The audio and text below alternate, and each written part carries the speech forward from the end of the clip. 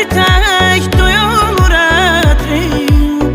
Bəlkə qaydırsan, xəbərim yoxdur.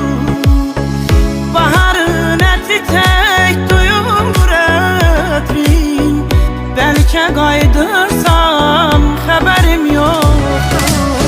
Donmuş ürəyimin əriyir buzu.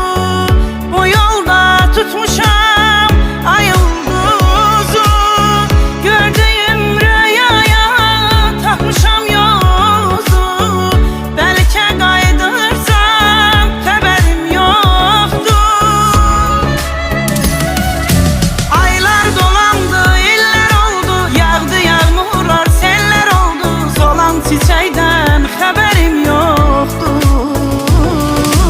Aylar dolandı, illər oldu. Yağdı yağmurlar, seller oldu. Solan çiçəkdən xəbərim yoxdur.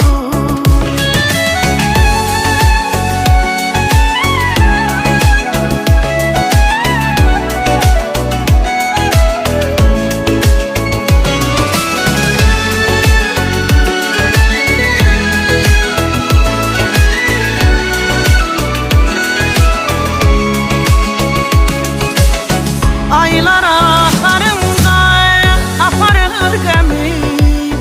Xatirən ovudur kövrək qəlbimi.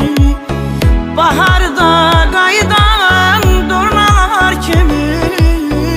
Bəlkə qaydırsan, xəbərim yoxdur. Artıq quruyubdur gözümün yaşı.